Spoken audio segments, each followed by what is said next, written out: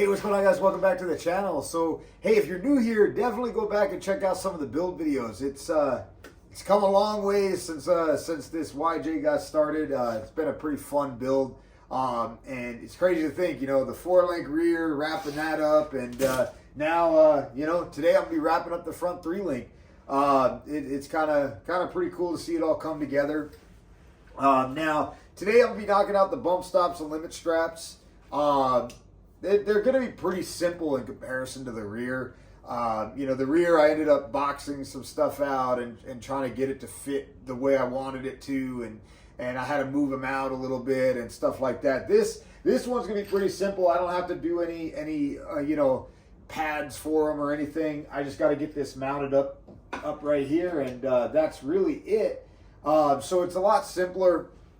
Now, as far as the limit straps, I'm gonna be running my limit straps off the link arm again. So I have on the rear, I did their link mounts, so they clamp around the link, and I'm gonna be doing the same. Unfortunately, for whatever reason, every single time I order these, they show up a day after I start the video. So not a big deal. I'll be throwing them on the end of this video. I'll get all the welding done and everything mounted, and then tomorrow when it shows up, I'll wrap this video up with mounting those. But like I said, this is going to be a whole lot simpler than the rear, just because I have a lot more space for everything, and it's just a little bit more out in the open.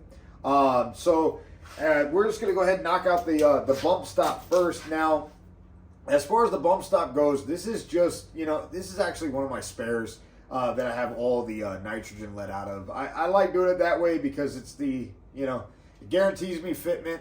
And it's the same as the ones I'm going to be running that are brand new. So I always like having a spare of these laying around, and I usually end up using them just for mock-up, just so I can make sure that my heights and everything are right where I want them to be. So I have all the nitrogen out of this. It's fully collapsed.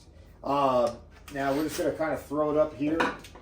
So now what I'm going to do is I'm going to put this bump stop just flat right here behind the coilover. And what I'm going to do is get it lined up with the truss. And it's going to be square. Now what I'm going to do is put this angle finder on it, and I'm just trying to make sure that it's perfectly set up and down, so that way I know that it's always going to hit this truss. And obviously I got this axle at full bump, and the other side's at full droop, so this is actually technically the highest I ever want this corner to go. Because I don't want this to compress the coilover any further. So now that once I get this kind of set where I need it, I got to just make sure that I have good clearance between the track bar bracket and the can, which I do. So I know that as this axle travels up and down, I'm not going to have any contact issues with it. Get this set perfectly level. There we go.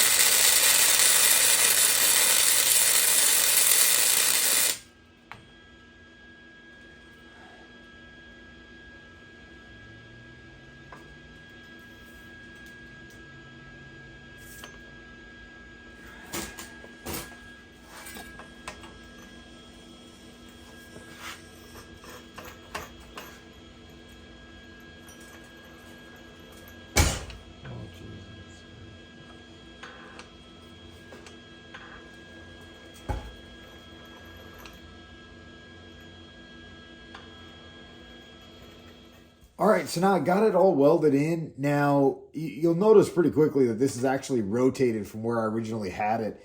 And the reason for that is after I got it tacked in, I went ahead and dropped the axle. And I had this side at full droop and the other side at full stuff. And basically, the swing of the axle got the coilover springs so close that I just didn't trust it.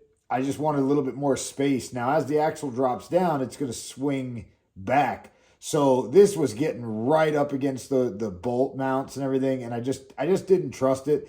So now with it turned forward the way it is, I got plenty of room between the spring and this, so I don't have any worries about contact now.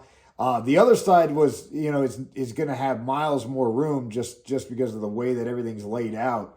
But just another reason to always, double check yourself before, finishing it all up, because it would have sucked to have this thing welded all the way in, especially with the next step that I got to do.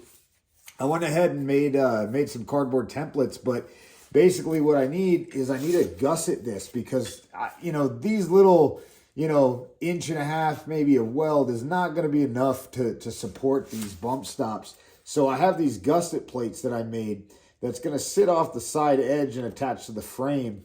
So I went ahead and got those cut, and they're going to sit just right here on both sides. So I have one for each side. I'm going to go ahead and trim the top back a little bit.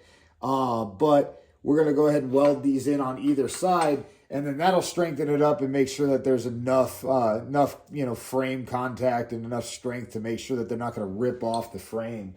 But yeah, it's just, like I said, this happens, you always want to double and triple check yourself before finish welding it in, because cutting all that out would really suck. Breaking off a couple tack welds isn't too big of a deal. So I'm going to go ahead and get these little gusset plates welded on, and then we can move on to the limit straps.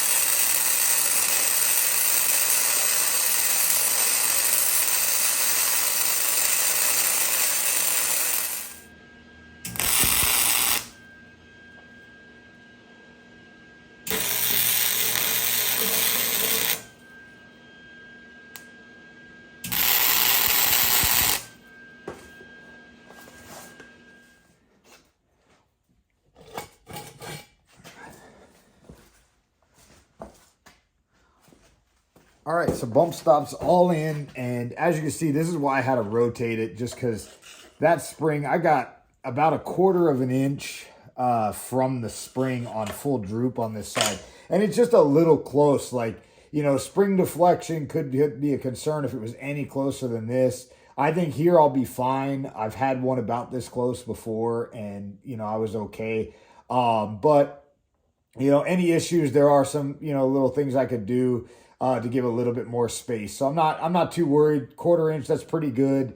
Now, what we're going to do now is go ahead and move on to the limit strap. Let me get you thrown over here on the other side. All right, now with the limit strap, what I'm going to be doing is I'm just going to kind of eyeball this and keep it somewhat pointed at the link. I don't want it straight up and down to where as the link rolls back, it's going to be pulling the strap at an angle. So I want to point this at the placement it's going to be at on the link. That way it's not, you don't want your limit straps twisting stress on these clevis mounts. You want them, if I had it pointed this way and the strap's going back, that could, create a lot of stress on that joint. So you want it straight, in line as much as you can with where it's pulling. So I'm going to be placing it right about there. That looks good. I'm going to, basically the bottom of this is going to be pretty even with the bottom of this plate that I built. So I'm going to go ahead and get one of the little tabs welded up there, and then we'll be able to start tacking this into place.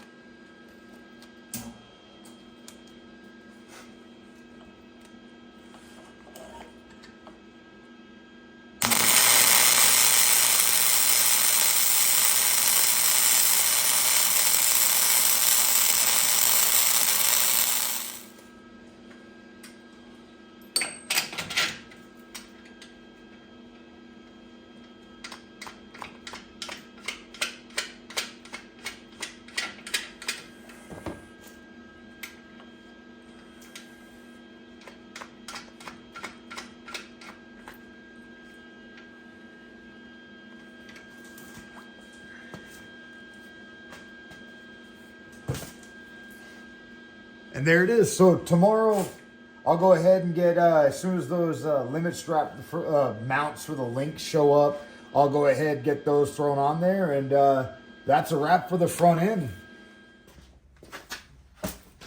Well, guys, unfortunately, you know, the mess of the shipping system nowadays, those link brackets that I ordered for the link arms got held up. It looks like 3-4 days from now they'll be here.